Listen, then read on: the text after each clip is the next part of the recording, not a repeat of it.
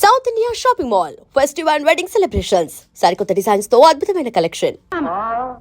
మా అంటే మా భూమి మా దేశం మా ఇదే. అన్నయ్య చేత బట్టల వ్యాపారం చేయించి దొంగ లెక్కలు చూపించి బెదరగొట్టి మనకు కాకుండా చేశాడు మామయ్య. మీ అమ్మ తిట్లు శాపనార్థాలు నీకు తెలిసినవేగా. నువ్వు ఈ పెళ్లికి ఒప్పుకున్నావంటే నాలాగే కీలు బొమ్మలాగా తయారవుతావు. మీ అమ్మ నేను ఎలాగో మారం. నీకు బోళ్ళంత భవిష్యత్తు ఉంది, దాన్ని పాటు చేసుకో. ఎంత పనిచేస్తాడో చూడండి, సూర్య ఎంత పనిచేస్తాడో చూడండి. ఏమిటి, ఏం జరిగింది? ఉత్తరం రాసి పెట్టి ఇల్లు విడిచి వెళ్ళిపోయాడండి. మీరే కదా పంపించారు వాడిని. అయ్యో నాకేం తెలియదు, నీ మీద ఒట్టు. తిట్లు తినేసరికి ఒట్లు పెట్టుకుంటారా? మీరు తేలండి, తేలు పైకి కనిపించరు. వాడికి పెళ్లి ఇష్టం లేకపోతే వాడి సంగతి ఏదో నేను చూసుకుంటాదని వాడికి అబద్ధాలు చెప్పి ఎందుకని పంపించారు? పెద్దన్నయ్య ఎప్పుడు వస్తాడని ఎదురు చూస్తుంటే చిన్నన్నయ్య కూడా వెళ్ళిపోయాడు. ఆ అదృష్టం అందరికీ ఉండదక్క తల్లి. అదే అదృష్టం అనుకుంటే వాడి వెనకాలే మీరు వెళ్ళి ఉండొచ్చుగా. ఎవరాపారు? తెరడంతా వెతికాను, పావు ఎక్కడా కనిపించలేదు. ఇప్పుడు ఎలా ప్రేమించేది? ఇదొకటి నా ప్రాణానికి క్రాక్. మా బాధలో మేము ఉంటే మధ్య నీ బాధ ఏమిటి తల్లి? బాధ కాదు మావయ్య, బావని ఘాటుగా ప్రేమించమని మా నాన్న గట్టిగా చెప్పి వెళ్ళిపోయాడు. అందుకే ఇప్పుడు ఎలా ప్రేమించేదని అడుగుతున్నా. నీ ఘాటుకు తట్టుకోలేకనే వాడు పారిపోయినాడు. వాడు వచ్చిన తర్వాత తీరిగ్గా ప్రేమిస్తూ గాని అందాక మమ్మల్ని ఊపిరి తీసుకొని తల్లిని కాదని ఇల్లు కాదని తండ్రితో మంతలాడి వాడు పట్టానికి పోతాడా? అక్కడ వాడి గంజి నీళ్ళైనా దొరుకుతాయా? గంజి నీళ్లు దొరకకపోతే పట్నవాసంలో కుళాయి నీళ్లు సమృద్ధిగానే దొరుకుతాయి అనుకుంటా. అవును, మరి మీ సలహా విన్న వాళ్ళకి కుళాయి నీళ్లే గతి. ఎంతసేపు పుచ్చుకుంటావా అన్నయ్య? తమ్ముడు నువ్వా? అన్నయ్య, చివరికి నీ నీడని చూసి కూడా నువ్వు భయపడే స్థితికి వచ్చావన్నమాట. అంతా నా కర్మ. సరే, ఇంట్లో అంతా బాగున్నారా? బానే ఉన్నారు. ఇంటికెడదారా అన్నయ్య? నేను రాను, నా దారిని అనుకోను. అప్పుల వాళ్ళకి భయపడి నీ దారి నువ్వు చూసుకుంటే నిన్ను కట్టుకున్న నేరానికి అక్కడ వదిన ప్రతి క్షణం నరకం అనిపిస్తోంది అన్నయ్య. నన్ను ఏం చేయమంటావు తమ్ముడు? నా తప్పు లేకపోయినా నేను 25,000 కట్టాలని కోర్టు వాళ్ళు తీర్పిచ్చారు. నన్ను ఎక్కడి నుంచి తెచ్చుకెట్టమంటావు? అమ్మ ప్రాణాలనే వేస్తుంది, కానీ డబ్బు మాత్రం కాదు. అది నిజమే అనుకో, కానీ ఎన్నాళ్ళు ఎలా తిరుగుతావు? చచ్చేంత వరకు. అవే మాటలన్నయ్య, నా మాట విని ఇంటికి పద. వద్దు తమ్ముడు, నేను బాకీ ఉన్న సావుకారులంతా నన్ను చూస్తే పోలీసులకు అప్పచెప్తారు. నన్ను వద్దు, వెళ్ళని. నేను వదలను తమ్ముడు. అన్నయ్య, అన్నయ్య, అన్నయ్య, అన్నయ్య, అన్నయ్య.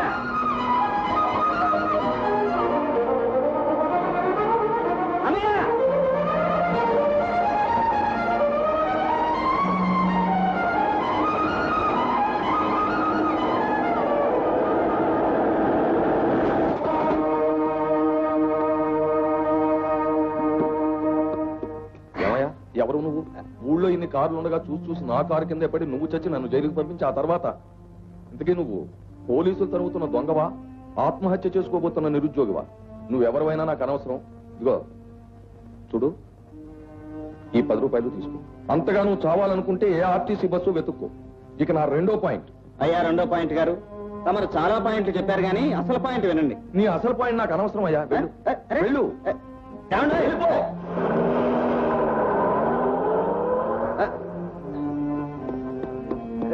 ఎవరైనా కట్టుకుంటే లేదులేండి. అరే లేదంటే ఏమిటా? రక్తం వస్తుంటాను, రా కట్టుకడతాను. సందేహించకయ్యా, నేను డాక్టర్ని, అదే నా డిస్పెన్సరీ. ఒక చిన్న బ్యాండేడ్ వేస్తే అదే సర్దుకుపోతుంది. Nothing to worry. Come on come on, please seated. నీ పేరేంటి బాబు? సూర్యం అండి. ఏం చేస్తుంటావు? ప్రస్తుతానికి నిరుద్యోగి. చూడు, ఉద్యోగం సద్యోగం వెతుక్కోవాల్సిన వాడివి. రోడ్డు మీద జాగ్రత్తగా ఉండడం మంచిది కదా. Of course in this case the driver is to be blamed అనుకో, కానీ రోడ్డు మీద మన జాగ్రత్తలో మనం కూడా ఉంటే మంచిది.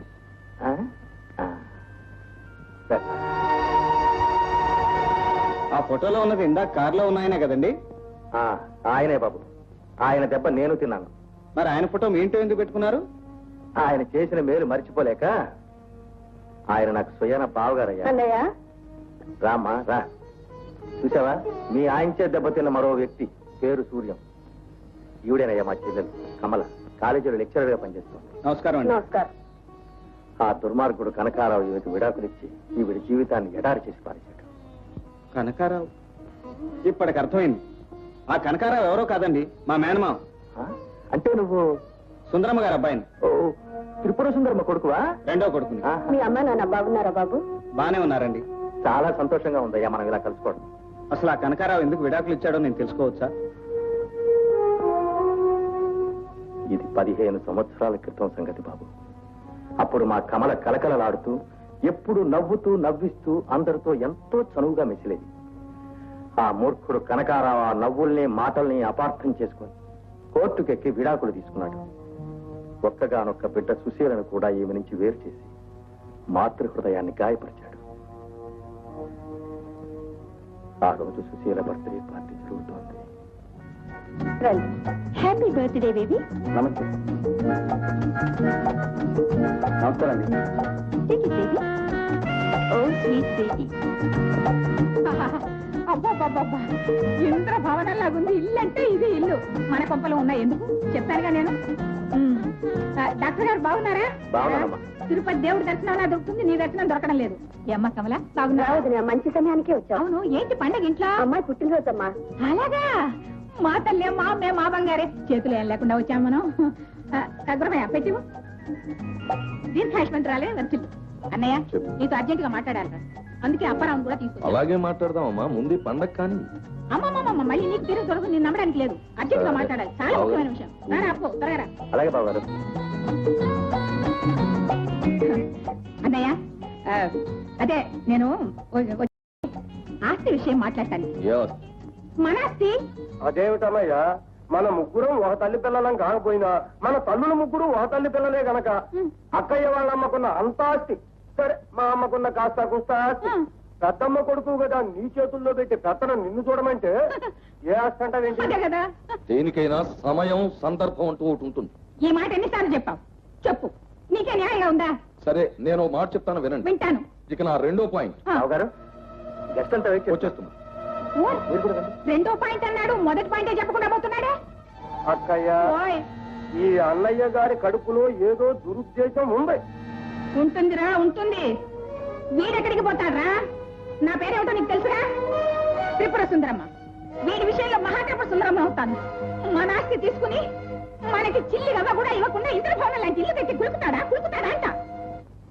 మీరు బాగున్నారా? కమలా, బాగున్నాను. చాలా రోజులైంది మిమ్మల్ని అదేనండి. చూసి. కమలా, వస్తున్నానండి.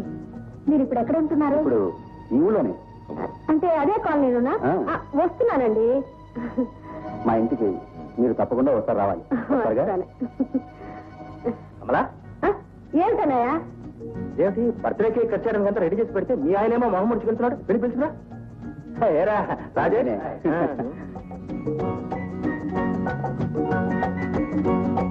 ఏమండి, గెస్ట్లందరినీ వదిలిపెట్టి మీరు పైకి వచ్చారేమిటి? నేనెందుకు? పార్టీ నడిపించడానికి, గెస్టులు నవ్వులతో ఎంటర్టైన్ చేయడానికి నువ్వున్నావుగా. ఏమిటండి మీరు అనేది? ఏ ఉంటుందమ్మా, పరాయి మగ వాళ్లతో నీ ఇకైకలు పకపకలు చూసి బంధువుల మాకే ఒళ్ళు మండుతుంటే కట్టుకున్న ఊడి పాపం ఎట్టా ఉంటుంది? ఏమిటయ్యా నువ్వు మాట్లాడేది? అసలు ఆ రాజేష్ పార్టీకి ఎందుకు పిలిచినట్టు? నన్ను ఇన్సల్ట్ చేయడానికేగా. అదేమిటి బాబు గారు, రాజేష్ మాతో చిన్నప్పటి నుంచి ఒకటిగా పెరిగినవాడు. పైగా ఇంటికి వచ్చిన అతిథులతో కాస్త నవ్వుతూ మాట్లాడితే తప్ప? దామోదరం, మాది కట్టుబాట్లతో పెరిగిన సాంప్రదాయమైన కుటుంబం. మా ఇళ్లలో ఆడవాళ్ళు నలుగురిలో తలెత్తుకు తిరగడానికే సిగ్గుపడతారు. మరి ఈ ఇంట్లో అదేమిటో? మా ఇంట్లో ఆడవాళ్ళకి 10 మందిలో తలంతుకు తిరగాల్సిన కర్మ ఇంతవరకు పట్టలేదు. బావగారు, మా కమల కాలేజీలో చదువుకున్న పిల్ల, సంస్కారం గలది. కానీ మీ కమల చిరునవ్వులు కన్నీళ్లు నాకే పరిమితం కావాలి. 10 మందిలోనూ సిగ్గు విడిచి నవ్వులు విరజిమ్మే మీ కమల చదువు, సంస్కారం, నాగరికత నాకే నచ్చుబాటు కావు. ఏమండి, నన్ను మీరు అపార్థం చేసుకుంటున్నారు. కాదు, పూర్తిగా అర్థం చేసుకునే మాట్లాడుతున్నాను. కూరంతలు కొండంతలు చేయటం ఏం బాగోలేదు. నా మాట వినండి బావగారు. బావగారు, స్త్రీకి కూడా పురుషుడితో పాటు స్వేచ్ఛా స్వాతంత్రాలు ఉండాలనే ఆదర్శంతో మా నాన్నగారు కమలను పెంచారు. ఇప్పుడు ఈ కమల మీ నాన్నగారు కూతురు కాదు, ఈ కనకారావు భార్య. పైగా స్త్రీకి స్వేచ్ఛా స్వాతంత్రాలు ఉండడం అనర్థమని ఆది నుంచి నేను నమ్ముతున్నాను. ఇక నా రెండో పాయింట్, ఇదే విషయం కమలతో 1,00,000 సార్లు చెప్పాను, అయినా లక్ష్య పెట్టలేదు. ఏమండి, తెలిసి నేనే తప్పు చేయలేదు. తెలియక మీ మనసు నొప్పించంటే నన్ను క్షమించండి. భార్యాభర్తల మధ్య అభిప్రాయ భేదాలు వచ్చాక ఇక ఆ సంసారంలో కల్లోలమే తప్ప మనశ్శాంతి ఉండదు. బావగారు, క్షమించమనంత ప్రాధాన్యపడుతూ పట్టు కూర్చోవడం బాగలేదు. దీనికి పర్యవసానం ఏమిటి? కోర్టులో చెప్తారు. వాది ప్రతివాదులైన కలువకొలను కనకారావు, సదరు వాది ధర్మపత్ని అయిన కమలమ్మ మనస్పర్ధల కారణంగా 2 సంవత్సరాలు విడిపోయి ఉండటం వల్లను వాది ప్రతివాదులు అంగీకరించడం చేతను సదరు విడాకులను ఆమోదించడం జరిగింది.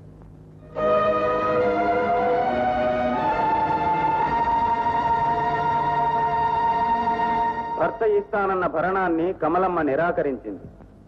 వారిద్దరికీ కలిగిన 5 ఏండ్ల బిడ్డ సుశీలను జాగ్రత్తగా పెంచి పోషించగలరనే నమ్మకంతో వాది అభ్యర్థన మేరకు శ్రీమంతుడైన కనకారావు గారికే అప్పగించవలసిందిగా నిర్ణయించడమైంది. మా కమల దురదృష్టం, ఆ కోర్టు తీర్పు కూడా కనకారావుకు అనుకూలంగానే జరిగింది. భర్తకు దూరమైన భార్యగా, బిడ్డకు దూరమైన తల్లిగా ప్రతి క్షణం బాధపడుతూ ఉంటే చూడలేక నేనే కాలక్షేపం కోసం లెక్చరర్ పని చేయమన్నా. నా కోసం నేను బాధపడ్డం లేదు, కానీ అన్యం పుణ్యం తెలియని నా సుశీల ఆ భవనంలో బందీగా తయారైంది. అంటే ఏముంది, కూతుర్ని ప్రపంచం అంటే ఏమిటో తెలియకుండా పెంచుతున్నాడు. ఇప్పుడు సుశీల 18 ఏళ్ల పడుచు పిల్ల కాదు, ప్రాణం ఉన్న కీలు బొమ్మ. సుశీల్ నా చెర నుంచి విడిపించి మీ దగ్గరికి నేను చేరుస్తాను. అదంత సులభం కాదు బాబు. సులభం కాదు కాబట్టే నేను రంగంలో దిగుతున్నాను.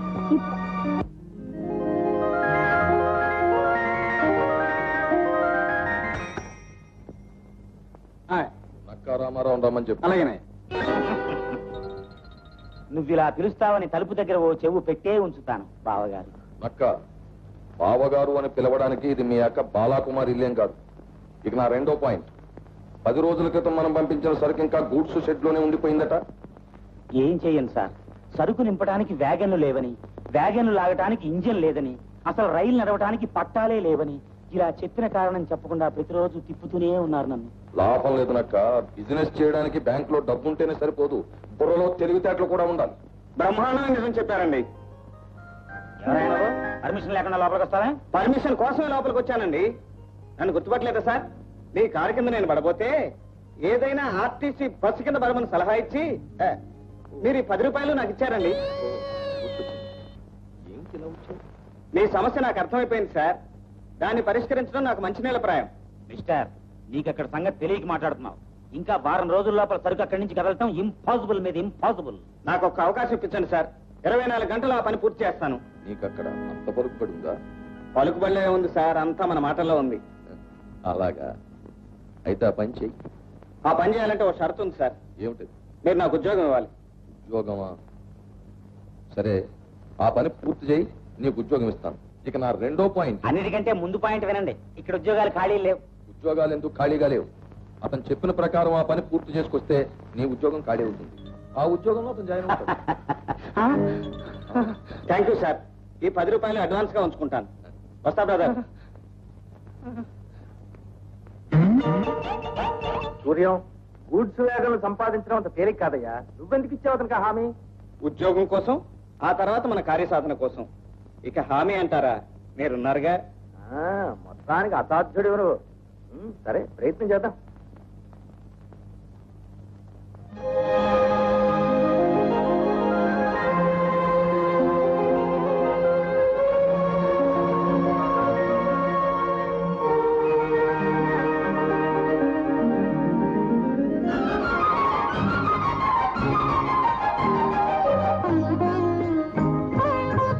నాన్నగారు ఉన్నారా అండి?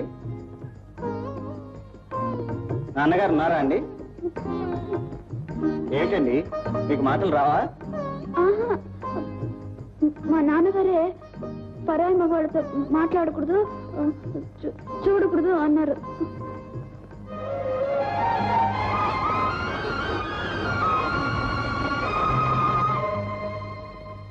Good morning sir. ఏమిటి డైరెక్ట్ గా ఇంటికి వచ్చేసావు? ఈ ఇంటికి ఎవరు రాకూడదని నీకు తెలీదా? తెలియదు సార్. ఇవాళే మన సరికంతా వేగంలకు ఎక్కించి పంపించేశానని చెప్పడానికి వచ్చాను సార్. నిజంగానా? అవును సార్, నిమిషాల మీద పనులు జరిపించేశానంటే నమ్మండి. సార్, మన ఆఫీస్లో మామూలు ఇస్తానన్న నక్కా గారు తీసుకెళ్లిన డబ్బులు వాళ్ళకి 1 రూపాయి కూడా ఇవ్వలేదండి. సరే, విషయాలన్నీ మనం ఆఫీసులో మాట్లాడుకుందాం. నువ్వు వెళ్ళు. మళ్ళీ ఇంటికి ఎప్పుడు రాకు, మర్చిపో. రానండి. చూడమ్మా, నువ్వు తలకాయ ఉంచుకోవాల్సింది పరాయి పురుషుల దగ్గర, నా దగ్గర కాదు. నాన్న, మరి సినిమా అంటే ఏంటి నాన్న? సినిమా అంటే మనుషుల్ని పాడు చేసే ఒక బొమ్మలాట. ఎంతటి అమాయకులైనా ప్రేమించడం దగ్గర నుంచి హత్య చేయడం వరకు కొత్త కొత్త పద్ధతులు నేర్పి పాడు చేసే ఒక దుష్ట శక్తి. అంచేత నువ్వు ఎప్పుడు సినిమాలు చూడకూడదమ్మా. అయినా సినిమా అంటూ ఒకటి ఉందని నీకు ఎవరు చెప్పారు తల్లి? మన పని మనిషి లేదు నరసమ్మ, అది చెప్పింది. గురవయ్య, అయ్యా మన పని మనిషి నరసమ్మను అర్జెంటుగా పనిలోంచి తీసే. ఇక రెండో పాయింట్, ఆ పనిలో ఓ మూగదాన్ని పెట్టు. అలాగే. చూడమ్మా, నువ్వు ఎప్పుడైనా కాలక్షేపానికి కావాలంటే ఓ రామాయణం, భారతం అలాంటివి చదువుకోవాలి. తప్పితే పెద్ద బాల శిక్ష, సుమతి శతకం ఇలాంటివి చదవాలి. ఏమ్మా? తినుమా, తిను. మార్నింగ్ బావా. ముందు నువ్వు ఆ పిలుపు మార్చు, తర్వాత నీ ఉద్యోగం మారుస్తాను. అదేమిటి? వారం రోజుల వరకు సరుకు అక్కడి నుంచి పంపించడం ఇంపాసిబుల్ మీద ఇంపాసిబుల్ అన్నావు కదా, అతను ఈజీగా పంపించేశాడు. ఈ రోజు నుంచి సూర్యాన్ని ఆఫీస్ మేనేజర్ గా అపాయింట్ చేస్తున్నాను. మరి నేను? నిన్ను క్లర్క్ గారు ఇవ్వచ్చు. Thank you very much sir. నువ్వు ఉన్నవా బాబు? సైడ్ రూట్ లోంచి మెయిన్ రూట్ లోకి వచ్చి నన్నే ఓవర్టేక్ చేసేసావు. ఇది అన్యాయం బావా. నిజానికి నేను డిస్మిస్ చేయాలి. అలా చేయనందుకు సంతోషించు. ఇక నా రెండో పాయింట్, నువ్వు వెళ్ళొచ్చు. సూర్యం, మేనేజర్ గా నువ్వు నిర్వహించవలసిన మొట్టమొదటి బాధ్యత రేపు రాబోయే 6వ తారీఖున మా అమ్మాయి సుశీల బర్త్డే. అరేంజ్మెంట్స్ అన్ని మన హోదాకు తగ్గట్టు గ్రాండ్ గా చేయాలి, అంతేగా? కరెక్ట్. ఆ ఏర్పాట్లలో ఏమాత్రం లోపం జరిగినా నేను చాలా బాధపడతాను. నాకింత భారీ ఎత్తున అన్యాయం జరిగిపోతుంది అనుకోలేదక్క. చెట్టంత అక్కవి నువ్వు ఉండి కూడా నేను ఇలా ఎండిపోతాను అనుకోలేదు. ఊరుకో తమ్ముడు, నేను మీ బావగారికి చెప్పి నీ ఉద్యోగం నీకు ఇప్పిస్తానుగా. ఏమి ఇప్పిస్తావో ఏం చెప్తావో. రాజుగారి కంటే రాజుగారి బావమరిదికి పవర్స్ ఎక్కువ కదా, అందులోనూ సెకండ్ ఫ్యామిలీ తమ్ముడికి మరీ పవర్స్ ఎక్కువ కదా అని ఊరంతా అప్పులు చేశాను. ఇప్పుడు అవి తీర్చకపోతే ఊళ్ళో వాళ్ళు నన్ను ఉతికి ఆరేస్తారు. నా మేనేజర్ పోస్ట్ తీసుకెళ్లి ఆ సూర్యం గడికిచ్చాడు. చేయకుండా వీడిని ఇంకా ఉద్యోగంలో ఉంచితే నా బిజినెస్ ని తీసుకెళ్లి బంగాళాఖాతంలో కలిపేసేవాడు. చూసావక్క ఎటువంటి మాట్లాడుతున్నాడో? ఏమిటండి మీరు, ఏదో చంటి వెధవ చిన్న తప్పు చేశాడని చిన్న ఉద్యోగంలో పెట్టడం ఏం బాగుంటుంది చెప్పండి. నువ్వెన్ని చెప్పినా సరే వీడికి పెద్ద ఉద్యోగం చేసే యోగ్యత లేదు. అంతేనంటావా? అంతే. పార్వతిని పోగొట్టుకున్న దేవదాసు కంటే ఉద్యోగం పోగొట్టుకున్న నా మనసు బాధతో కుతకుతలాడిపోతోంది. ఈ మంట తలాటానికి ఒక పెగ్గు మందన్న అయ్యి. ఉందా? నాతో కలిసి తాగే అర్హత కోల్పోయావరా? ఏంటి నాకు అర్థం కావట్లేదు. ఉద్యోగం తీసేసి మందులో వాటా మానేసి నన్ను మంత్రదండం లేని మాయలు పకీరం చేస్తావా? తమ్ముడు నువ్వు వెళ్ళు, నేను మాట్లాడతానుగా, వెళ్ళు. నీ మీదే ఫుల్ హోప్స్ పెట్టుకుని పెడుతున్నాను. Wish me best of luck. ఏమండి, మీరెంతో మందికి ఆశ్రయం ఇచ్చారు, వాడొక్కడు మీకు బరువయ్యాడా? వాడి ఉద్యోగం వాడికి ఇచ్చేయండి. పాపం చంటి వెధవ. వాడా చంటి వెధవ. పెళ్లి చేస్తే 6 పిల్లలు పుట్టుండేవారు కుంట వెధవటి. మొత్తానికి కోట్లో పాగా వేసాం అన్నమాట. కంగ్రాచులేషన్. అప్పుడే అభినందించేయకండి. నేను సాధించదలుచుకున్న కార్యక్రమంలో ఇది మొట్టమొదటిది మాత్రమే.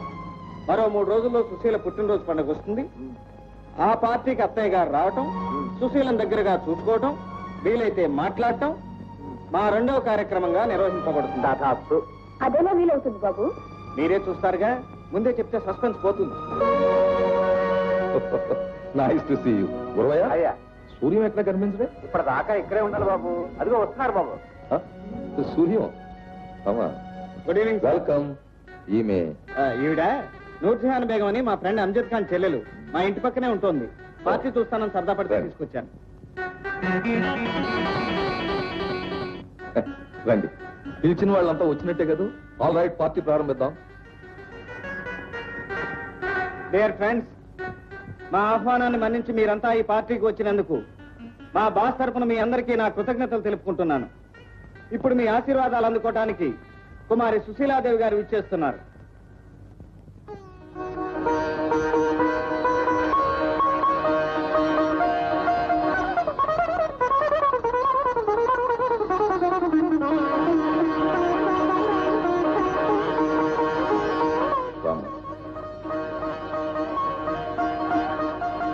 కేక్ కట్ చేయమ్మా.